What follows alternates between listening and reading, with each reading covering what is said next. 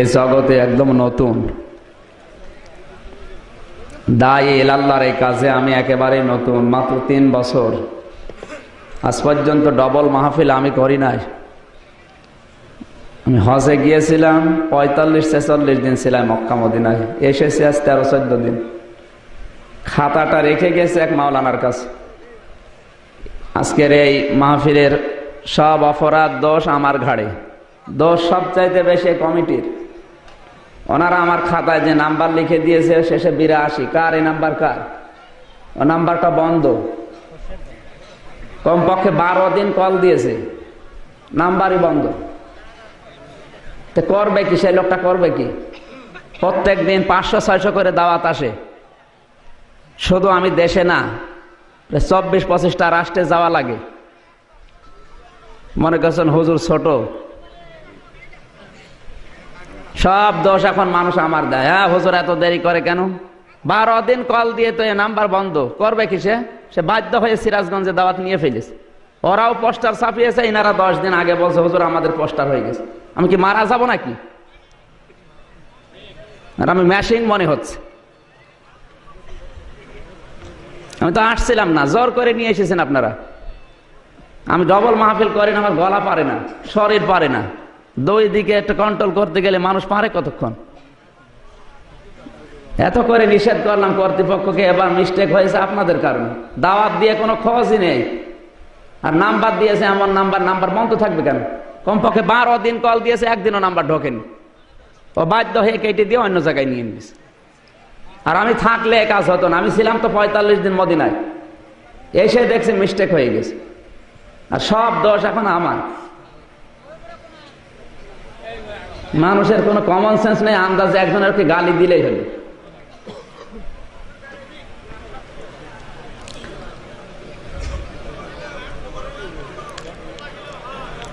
অধিকাংশ মানুষ আসার সময় গালি দিচ্ছে, না এত দেরি করে কেন টাকার? আরে ভাই আপনি কয় টাকা দিতে পারেন? জেদ্দাতে একটা মাহফিল করলে আমার কমপক্ষে 70,000 টাকা দিয়েছে। আপনারা তো সারা জীবন মিলেও 50,000 টাকা দিতে পারেন না। আমার বাবা আমার ফকির না, আপনার টাকা নিয়ে চলা লাগবে। আপনার মতো 50টা পরিবার আমি নিজেই চালাই। শুধু দোষ আমার দিচ্ছে আসার সময়। দোষ যে কমিটির দোষ, সেদিকে কোনো খেয়াল নেই। আশ্চর্য মানুষ।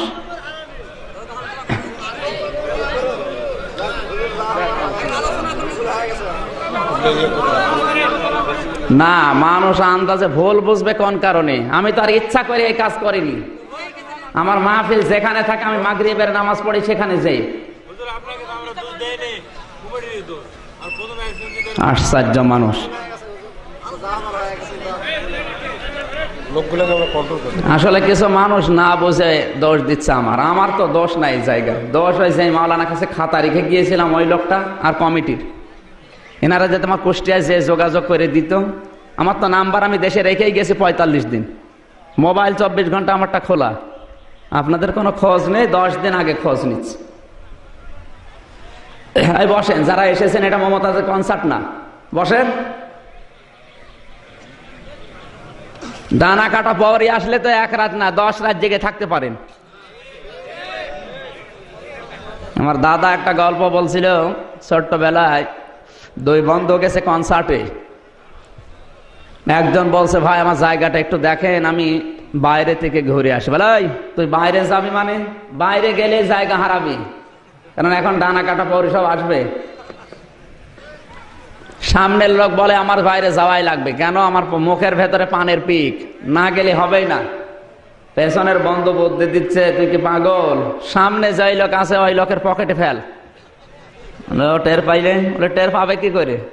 আমার মুখে যে পানের পিক ছিল ওটা তোর পকেটে। এটা আমি হাসির খোরাকির জন্য বলি নাই। একটা কনসার্ট দেখার জন্য মানুষ যদি এত আগ্রহ নিয়ে বসে থাকে, পানির পিক ফেলছে পকেটে, টের পাচ্ছে না। আর আপনারা ঘন্টা খানিক লেট হয়েছে। আমার এখানে আসার কথা 12টায়। আমি ছিলাম সেই কামারখন্দ থানা, সিরাজগঞ্জে। কমপক্ষে এখান থেকে 90 কিলোমিটার। আসবো তো, ওখানেও প্রধান বক্তা, এখানেও প্রধান বক্তা। প্লেন হলে আমি তাড়াতাড়ি আসতে পারতাম। আর এমনিতে আপনাদের এই বগুড়া সিরাজগঞ্জ রাস্তায় যে ভিড়, 40-45-এর উপরে গাড়ি তোলা যায় না। ড্রাইভার কি মরবে? যে গরু দিয়ে আপনারা চাষ করে খাবেন, ও গরুই যদি মারা যায় কি দিয়ে চাষ করবেন? আমি মারা গেলে ওয়াজ হবে? অ্যাক্সিডেন্ট করে আসলে ভালো হতো। বসেন, আজকে যা হয়েছে হয়েছে, বসেন। যে আয়াতটা পড়েছি, কোরআন শরীফ যেহেতু হেদায়েতের কিতাব, বসেন, এই বসেন। এই দাঁড়িয়ে আছে কারা এর আগে? ও, বাইরের লোক। সরকারি অনুদান খেতে হবে। বর্তমান চেয়ারম্যান, আমি সাবেক চেয়ারম্যান, উনি আমেরিকায় গেছে, উনি সরকারি অনুদান খেয়ে দিয়ে গেছে। মোনাজাতের আগে বলবেন ইনশাআল্লাহ। সম্মানিত ভাইরা, সব কিছু আমরা ভুল বোঝাবুঝি যা হয়েছে ভুলে যান। কোরআনে কারিমের জন্য আজকের রাতটা যদি ব্যয় হয় খুব বেশি ক্ষতি হয়ে যাবে। যদিও 12টার পরে কথা বলা ঠিক না। আমি আজ পর্যন্ত যত জায়গায় মাহফিল করেছি, শুধু বগুড়া না, 61টা জেলা বাংলাদেশে আমার ঘোরা শেষ, সর্বোচ্চ 12টা। এরপরে কথা আমিও বলি না, কিন্তু আজকে বাধ্য হয়ে গেছি। যতক্ষণ চালানো যায় আপনাদের ধৈর্যচ্যুতি ঘটাবো না। আজকের আয়াতটা যদি আমরা বুঝে হেদায়েত নিতে পারি, কিয়ামতের দিন ওই আয়াতটা সাক্ষী দিয়ে ইনশাআল্লাহ জান্নাতে নিয়ে যাবে। আর আল্লাহ না করুক, ওই আয়াতটার উপরে যদি আমল না হয়, ওই আয়াতটা কিন্তু আমাদের বিরুদ্ধে দাঁড়াবে। আর কোরআন শরীফ যদি কারো বিরুদ্ধে দাঁড়ায়, ও জান্নাত পাবে? কোরআন যার বিরুদ্ধে ছিল, বাস্তব আমি নিজের চোখে দেখে আসলাম। এই আবু জেহেল, বদরের ময়দানে ওর কবর, ওকে তো আর এইভাবে আদর করে মাটি দেয়নি, উদ্য করে পুঁতে রেখেছে। বদরের ময়দানে ওর কবর, যেখানে 70 জন কাফেরকে এক জায়গায় উল্টা করে মাটি দিয়েছে। ওখানে কোনো ঘাস জন্মায় না, গাছও হয় না, গাছ হলেই মারা যায়।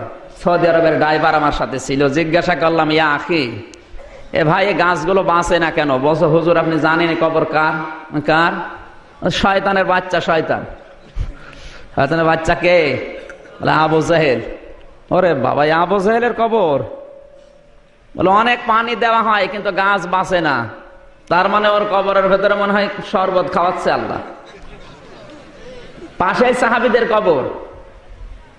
বদরের ময়দানে 14 জন সাহাবী শহীদ হয়েছিল, তাদের কবর পাশে। এর পাশে খেজুর বাগান তর তর করে বেড়ে উঠছে, কি সুন্দর চেহারা, কিন্তু ওর কবরে একটা গাছও বাঁচে না। এখান থেকে বোঝা যাচ্ছে ওর কবরে আগুন।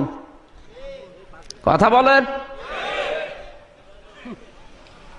আল কোরআন হুজ্জাতুল লাকা ওয়া আলাইকা, নবী বলেন কোরআন শরীফ জান্নাতে যাওয়ার দলিল। এটা যদি কারো পক্ষে সাক্ষী দেয়, কিয়ামতে আল্লাহ তার হিসাবও নেবে না, বিচারও করবে না, বিনা হিসাবে জান্নাতে দিয়ে দেবে। আল্লাহ না করুক, এটা যদি কারো বিরুদ্ধে যায়, এর একটা আয়াতও যদি কারো বিরুদ্ধে যায়, এই কাদিয়ানীরা কাফের না মুসলমান? আরো জোরে বলেন। কেন কাফের বলেন তো? 6666টি আয়াতের ভেতরে সূরা আহজাব এর একটা আয়াতের 4 ভাগের 1 ভাগ ওরা মানে না। 6666টি আয়াত আল্লাহ কোরআনে দিয়েছেন, এর ভেতরে একটা আয়াতের 4 ভাগের 1 ভাগ, খুব বেশি না। মা কানা মুহাম্মাদুন আবা আহাদিম মির রিজালিকুম ওয়ালাকিন রাসূলুল্লাহি ওয়া খাতামান নাবিয়্যিন, সূরা আহজাব 40 নম্বর আয়াত। এই যে খাতামান নাবিয়্যিন, এই এতটুকু শব্দ মানে না ওরা। ওরা আমাদের নবীকে শেষ নবী বলে বিশ্বাস করে না। ওদের নবী হচ্ছে গোলাম আহমদ কাদিয়ানী। এই একটা আয়াতের 4 ভাগের 1 ভাগ অস্বীকার করার কারণে কাদিয়ানীরা কি? আরো জোরে বলেন। শিয়া। শিয়া আমরা যারা নাম বলি শিয়া, এরা কাফের। কেন? সূরা বাকারা, কুল মান কানা আদুব্বাল লিজিবরিল ফাইন্নাহু নাযালাহু আলা কলবিকা বিইذনিল্লাহি মুসাদ্দিকাল লিমা বাইনা ইয়াদাইহি ওয়া হুদা ওয়া বুশরা লিল মুমিনিন। সঠিকভাবে বুঝবেন ভাই, উল্টা পাল্টা বুঝবেন না। সূরা বাকারা 97 নম্বর আয়াত, একটা আয়াতের 3 ভাগের 1 ভাগ।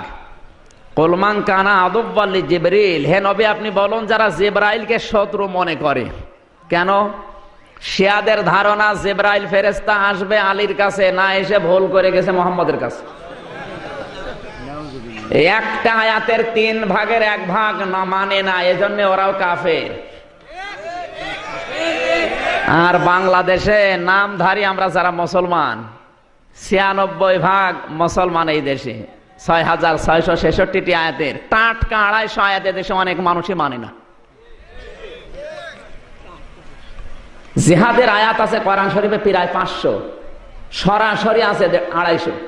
এই 250 আয়াত অনেক মানুষ নামাজও পড়ে, রোজাও রাখে, কিন্তু ওদের নাক ছিটকায়, কেমন কেমন যেন লাগে। জিহাদ আর জঙ্গি আর সন্ত্রাস এক বানিয়ে ফেলেছে। কোন মানুষ যদি জিহাদ আর সন্ত্রাস আর জঙ্গি এক মনে করে, ওর সঙ্গে সঙ্গে বেঈমান হয়ে যায়।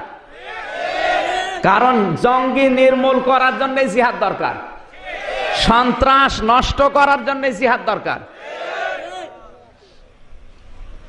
মক্কা মদিনায় 45 দিন থাকার পরে আমার যেটা অভিজ্ঞতা, ওদের ঈমান আছে কিন্তু ঈমানে ভেজাল নেই। এই ফ্যানটা বন্ধ করেন। ওদের ঈমান আছে কিন্তু ঈমানে ভেজাল নেই, এত শিরিক আর বেদাত নেই। বাংলাদেশে আমরা মুসলমান যারা, আমাদের ঈমান যতটুকু আছে শিরিক আর বেদাত তার চাইতে বেশি। নবীজির কবরের পাশে দাঁড়িয়ে এভাবে হাত দিয়ে তুলেছি, পুলিশ এসে হাতের উপরে দিয়েছে লাঠি দিয়ে এক বাড়ি।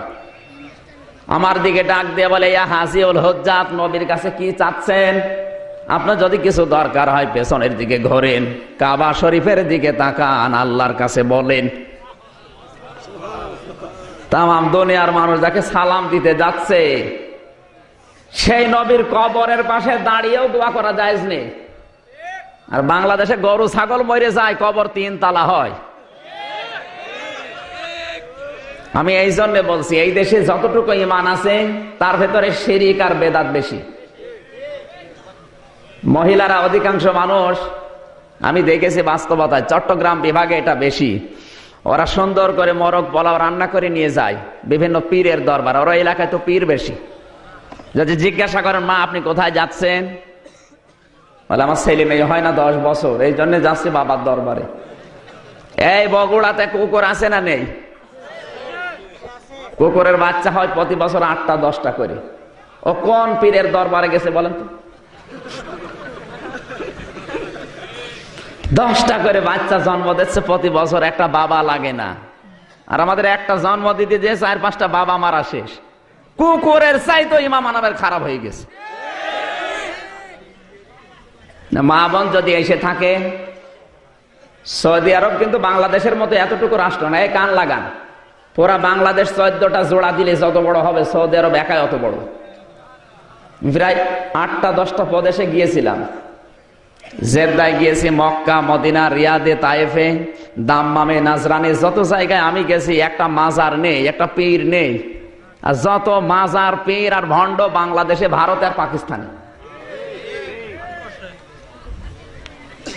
বিশ্বাসগুলো আজ আমাদের নেই, নিয়ে আসা দরকার। এখানে যে কয়জন বসে আছে তাকান তো খালি এই ছেলেটা বাদ দিয়ে, এই ছোট্ট বাবু বাদ দিয়ে যতগুলো মানুষ এখানে আছে, এদের একজনের মাকেও সিজার করা লাগে নাই, লেগেছে? আর এখন সিজার ছাড়া কোন বাচ্চা হচ্ছে আপনারা দেখান? হচ্ছে না। এই জন্য আল্লাহর উপরে বিশ্বাস নেই, বিশ্বাস ডাক্তারের উপরে।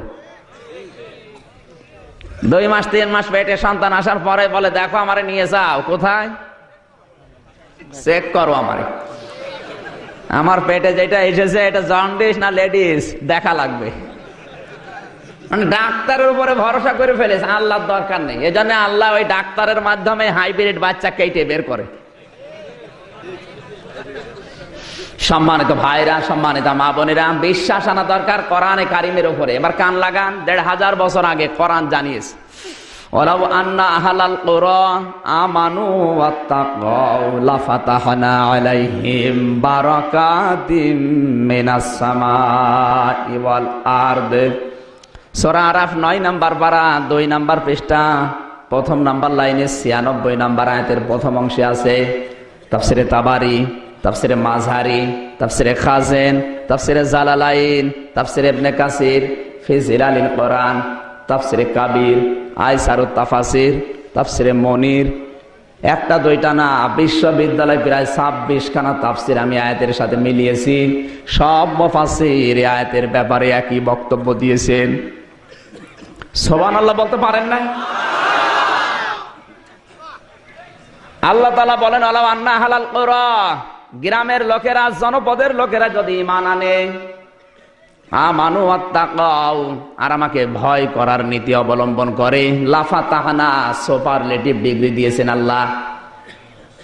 লামে তাগিদ, অবশ্যই আমি আল্লাহ খুলে দেব, বারাকাতিম মিনাস সামাই ওয়াল আরদ, আসমান আর জমিনে যত বরকতের দরজা আছে সব নিজের হাত দিয়ে।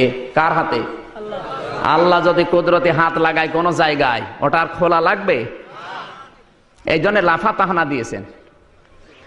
সৌদি আরবের লোকেরা 1500 বছর আগে এই আয়াতটা যখনই মেনে নিয়েছে, তাদের ইমান যতটুকুই, যেহেতু ভেজাল নেই, ভয় করে কিনা ওটা আমার আল্লাহ জানে, এই ইমানটা খাঁটি হওয়ার কারণে আল্লাহ 4টা সম্পদ ওদেরকে হাতের নাগালে দিয়েছেন। বাংলাদেশে আমরা মাটি খুঁড়লে পাই পানি, ওরা মাটি খুঁড়লে তেল পায়। আমরা যত গভীরে যাব কাদা পাবো, ওরা যত গভীরে যাবে স্বর্ণ পাবে।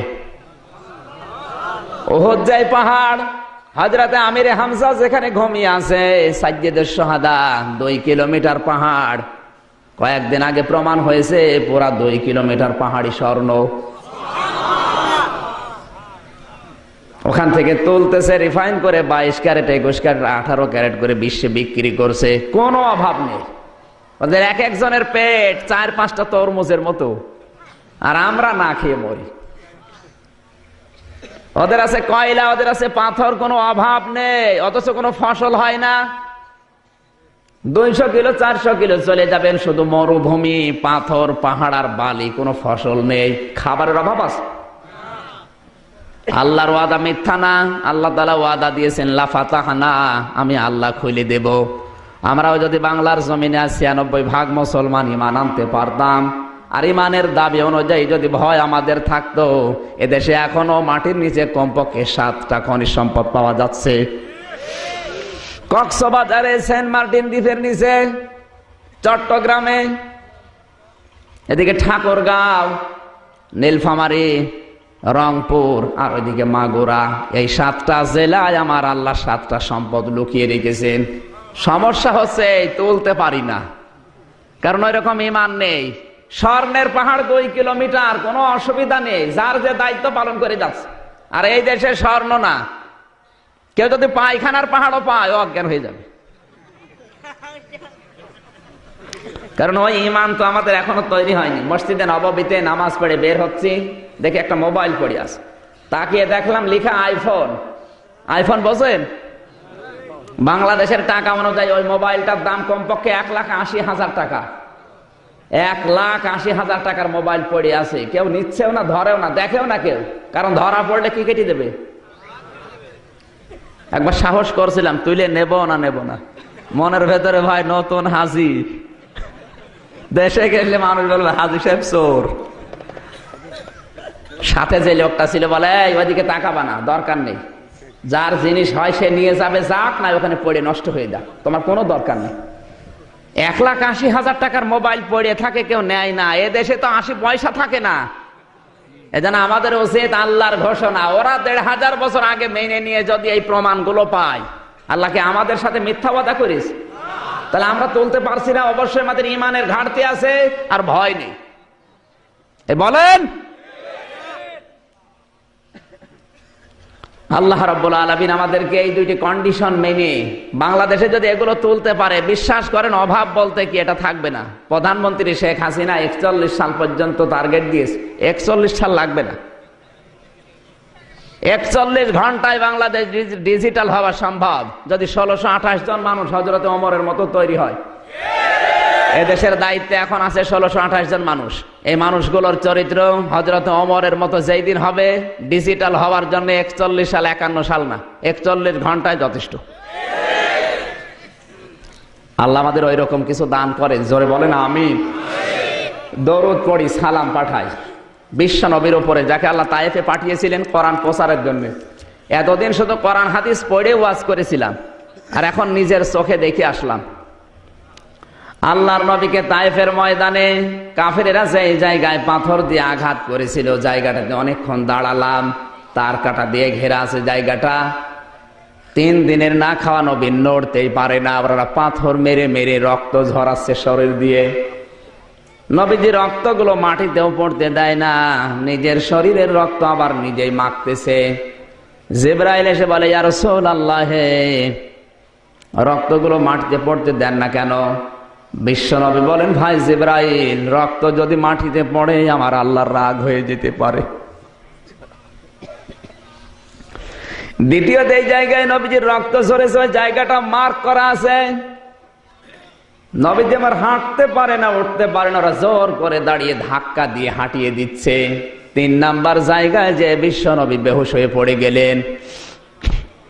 কাফেরেরা এই ফাঁকে পাহাড়ের উপর থেকে 2টা পাথর গড়িয়ে দিয়েছে। এতটুকু পাথর না, আমার মোবাইলে ছবি তুলেছি, এত বড় পাথর, কমপক্ষে 22-23 জন মানুষ লাগবে নড়াতে। ওরা পাহাড়ের উপরে দল বেঁধে উঠে 2টা পাথর দিয়েছে গড়িয়ে। বিশ্বনবী পাহাড়ের পাদদেশে অজ্ঞান হয়ে পড়ে আছে। ওদের নেশা নবীর উপরে পাথর পড়তে দেরি, ও মোহাম্মদ বিদায় হয়ে যাবে।